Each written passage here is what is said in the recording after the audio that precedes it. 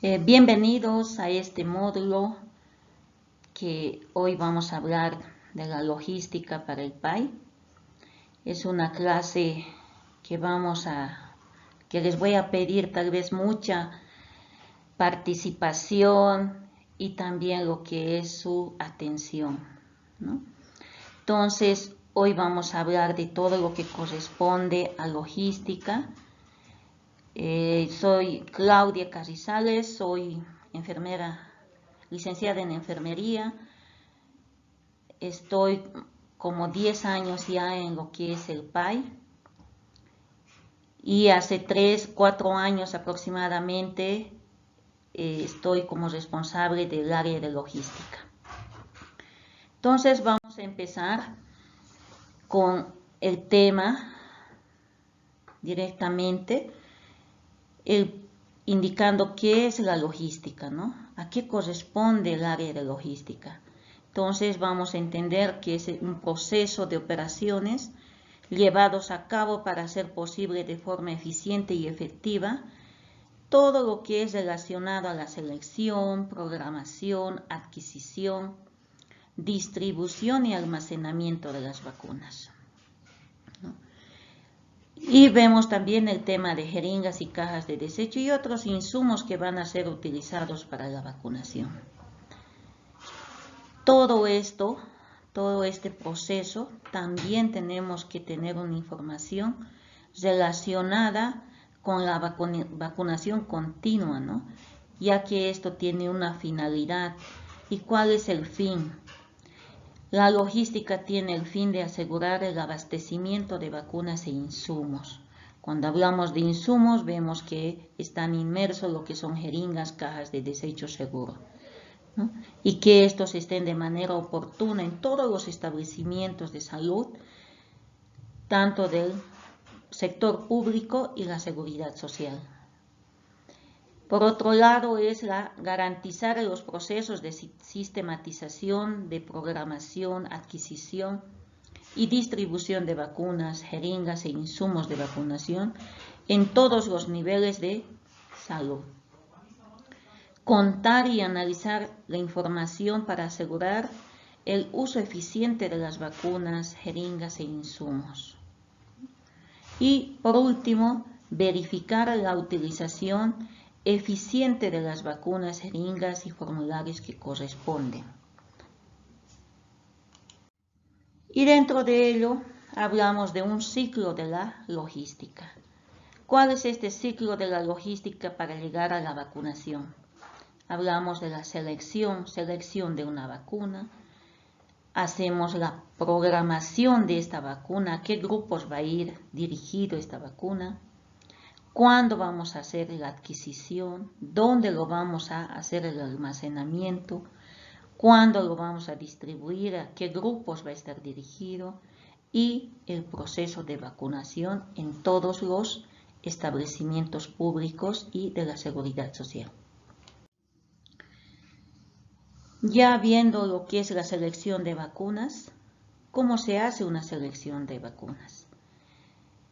Comentarles que nosotros como PAI tenemos un Comité Nacional de Inmunización, quienes nos recomiendan la inclusión de algunas nuevas vacunas debido a criterios como ser la carga de enfermedad, el estudio de costo-efectividad, la factibilidad económica, social y operativa.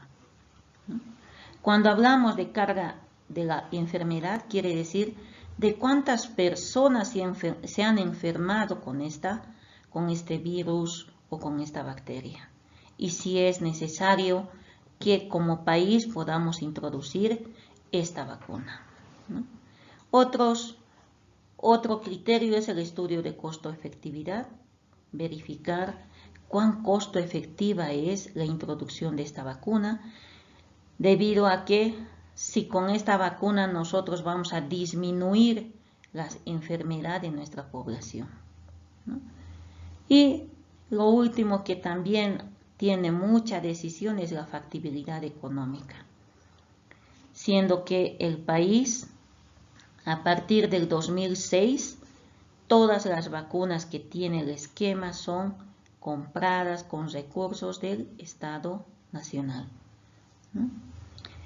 Por ello que actualmente el Esquema Nacional de Vacunación tiene 14 vacunas y que nos protegen contra 21 enfermedades. Con relación a la programación, para hacer esta programación nosotros tenemos que conocer nuestra población total, que va a ser asignada esta población total por el SNIS, ¿no? Que esta vacuna tiene que ser directamente dotada al 100% a los sedes. Y de los sedes también al 100% a las coordinaciones o municipios o establecimientos de salud, ¿no? ¿Cuál es la finalidad de que tengamos una programación de vacunas? La finalidad es de que tengamos disponible las vacunas en nuestros establecimientos de salud públicos y de la seguridad social o de convenio, ¿no? Que lleguemos al 100% de nuestra población asignada. Y esto en caso de la seguridad social a corto plazo de convenio, también debemos tomar en cuenta que su asignación de población no es real o no es de forma continua. Ellos asignan su programación de vacunas de acuerdo al número de asegurados que tienen, ¿no? Entonces, para ello este sector debe ver y considerar lo histórico que han vacunado en hace 3 años. Y con ese número de dosis aplicadas en esos 3 años, deben hacer su solicitud o programación de vacunas para la solicitud de la dotación de estas vacunas para sus asegurados. Debemos considerar al 100% de nuestros grupos etarios de acuerdo al Esquema Nacional de Vacunación. Entonces, y además que debemos considerar los números de dosis que van a ser aplicadas, ¿no? Por otro lado, también considerar si las vacunas vienen en frascos multidosis o unidosis, los factores de pérdida, el stock de reserva que debemos contar en los diferentes niveles, ya sea central, departamental y coordinación de red, los saldos de existencia de vacunas, jeringas y cajas de desecho que van a ser utilizadas. Ya para tener un poquito más detallado esta programación, cómo lo debemos hacer, ¿no? Tenemos aquí desglosado por pasos. El paso número 1 es contar con la población objetivo de cada nivel y por grupo etario, ¿no? El paso 2 es la programación de vacunas, jeringas y cajas de desecho en base a la población objetivo calculado en el paso 1. Debemos considerar el número de dosis aplicadas, los factores de pérdida, entonces que en el cuadro se va detallando.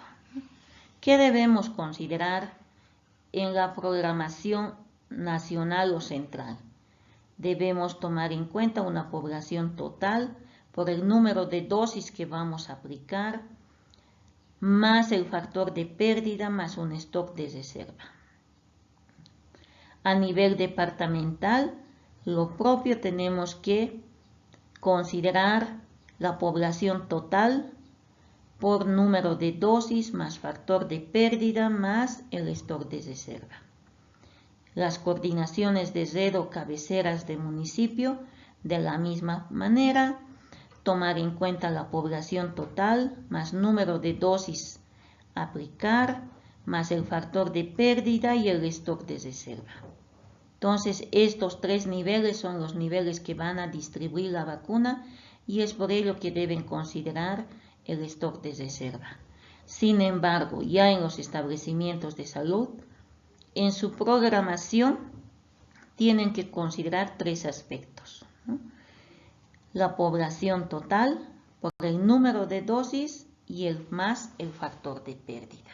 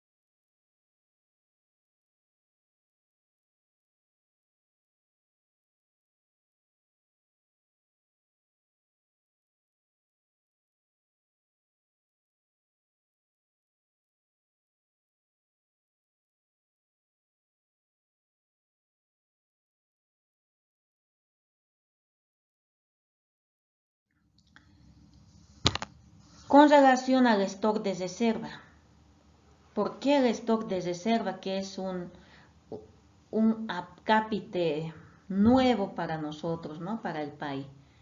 Entonces, este stock de reserva es con la finalidad de programar una dotación de vacunas para enfrentar situaciones de contingencia, ¿no? Como ser el control de brotes, investigación de casos sospechosos y algunos posibles desabastos de vacuna, ¿no? Pero ¿quiénes van a tener este stock de reserva? Va a tener el nivel nacional o central, que tiene que considerar un stock de reserva entre 3 a 6 meses, ¿no? De stock de reserva de sus vacunas e insumos. A nivel departamental, lo propio, los nueve sedes tienen que contar con un stock de reserva de 3 meses. En las coordinaciones de red y cabeceras de municipio tienen que contar con un stock de reserva para un mes, ¿no? Sin embargo, el stock de reserva no está considerado en los establecimientos de salud debido a que en este nivel el movimiento de vacunas es de forma continua y diaria. Con relación al factor pérdida, ¿no? Se denomina el factor de pérdida a las dosis que no vamos a utilizar por motivos que posteriormente vamos a ir describiendo, ¿no? Por ejemplo, cuando hablamos de un factor de pérdida en vacunas, cuando existen frascos abiertos. Frascos abiertos, por ejemplo, la BCG tiene una duración de 6 horas una vez reconstituida. Entonces hemos abierto este frasco por un niño, pero no llegaron durante las 6 horas otros niños. Entonces hemos desechado 9 dosis de las 10 dosis, ¿no? Entonces a eso se denomina frasco abierto. Frasco roto, como su nombre lo indica, verificamos que está el frasco roto y también tenemos que notificar, ¿no? El factor manipuleo, esto es en el caso en que durante el proceso de vacunación, por diferentes motivos, podemos dar un ejemplo especialmente cuando vacunamos a un niño con OPV. Un niño menor de 1 año, aplicamos la OPV y de repente el niño devuelve la vacuna, lo vomita. Entonces, debemos de volver a administrar esta vacuna. A eso se le llama factor manipuleo, ¿no? Otro es el caso que yo estoy aplicando la vacuna y me he olvidado agarrar el rostro del niño y las 2 gotitas cayeron en la frente del niño, ¿no? Entonces, a eso también se llama factor manipuleo. El frasco expirado es el frasco que no hemos podido utilizar durante el tiempo de uso que nos se ha dado desde fábrica. Y en el caso del el último factor de pérdida considerado como falla de fábrica, tenemos ya el comunicado o los anuncios que nos dan, ¿no? Cada sedes, cada coordinación de red, que están llegando frascos vacíos de vacuna. Entonces a eso denominamos falla de fábrica, ¿no? Con relación a los diluyentes, de la misma manera consideran los tipos de factor de pérdida. Frasco abierto, cuando ya hemos utilizado para la aplicación de las vacunas. El frasco roto, como su nombre lo indica. El factor manipuleo, el frasco expirado o falla de fábrica. En esto que hablamos de diluyentes, vamos a tener con mayor información y detallado específicamente en frascos expirados y fallas de fábrica. Con relación al frasco abierto, eso ya no lo podemos nosotros definir, ¿no? Solo vamos a tener el factor frasco roto, frasco expirado y la falla de fábrica. Con relación a las jeringas, de acuerdo a todas las supervisiones que hemos ido realizando, se han evidenciado que se cuenta con fallas de fábricas en las jeringas.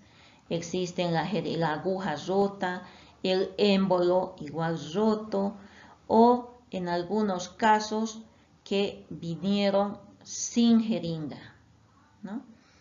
Entonces a eso se le denomina falla de fábrica.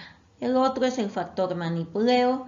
Con relación al factor manipuleo, entendemos que durante el proceso de vacunación el personal ha contaminado la aguja o la jeringa, ¿no? O por X o Y motivo se ha caído y se ha contaminado la jeringa.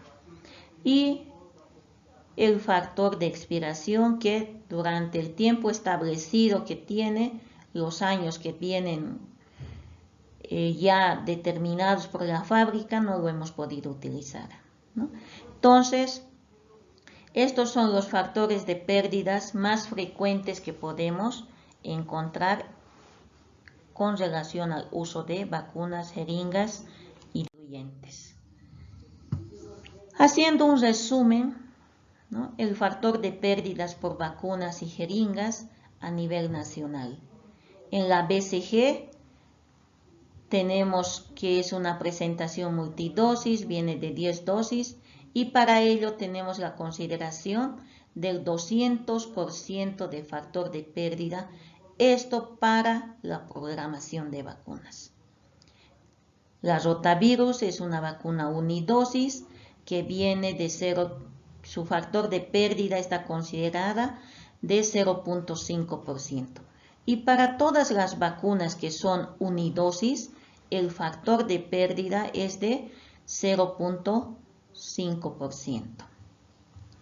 Con relación a la vacuna polio inyectable, que viene de 5 dosis, su factor de pérdida es el 10%. La vacuna DT, que es una vacuna multidosis, viene de 10 dosis y el factor de pérdida es del 10%. Y las nuevas vacunas que están introduciéndose al esquema nacional, que son las vacunas COVID. Entonces, para esto tenemos una presentación unidosis. Cuando esta vacuna es unidosis, entonces su factor de pérdida considerada es de 0.5%. Y si en caso tengamos la vacuna COVID multidosis, ya sean de 5, de 6, de 10 dosis, entonces el factor de pérdida es del 10%. Y mencionarles que también ya con esta actualización de los manuales tenemos el factor de pérdida para las jeringas de aplicación, ¿no? Entonces, para la aplicación de las vacunas se considera un factor de pérdida con relación a las jeringas el 2%.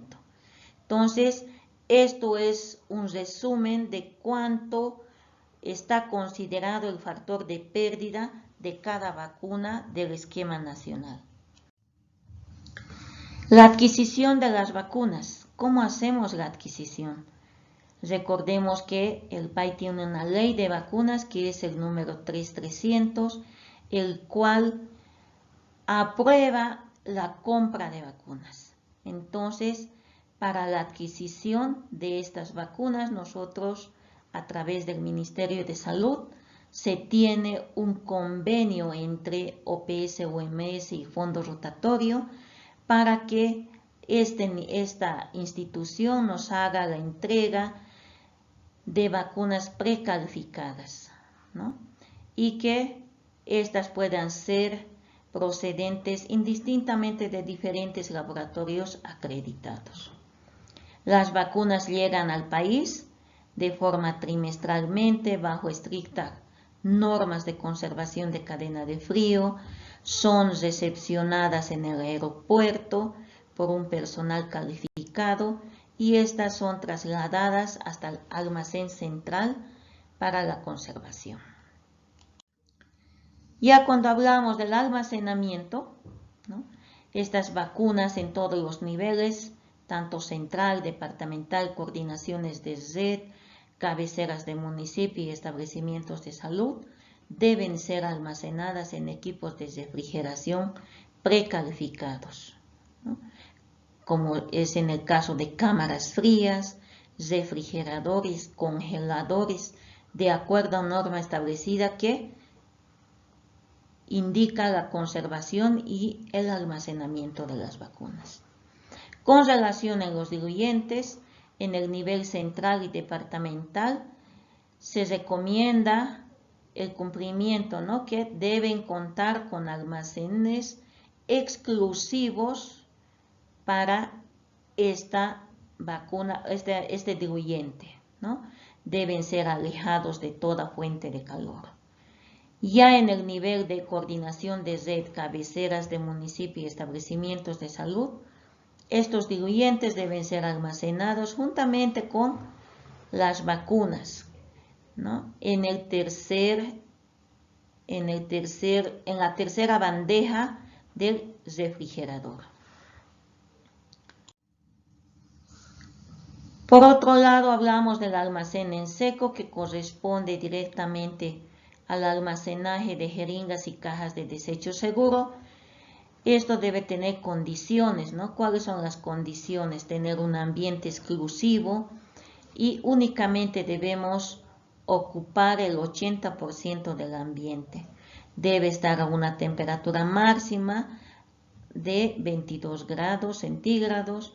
El ambiente debe ser ventilado, debe ser libre de polvo y de humedad, evitar la exposición al sol.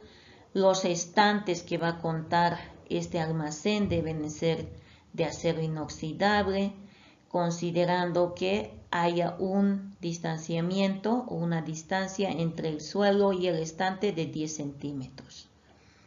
Asimismo, mencionar que las cajas que van a ser depositadas en estos estantes tienen que tener una distancia que permita la circulación de aire y deben ser ordenadas de acuerdo a la fecha de expiración. Ya cuando hablamos de distribución, que es el otro proceso, hablamos de la distribución de vacunas, jeringas y cajas de desecho. Estos se deben realizar de forma trimestral en base a la programación que habíamos hablado anteriormente, ¿no? Entonces, el nivel central distribuye de forma trimestral a los 9 sedes.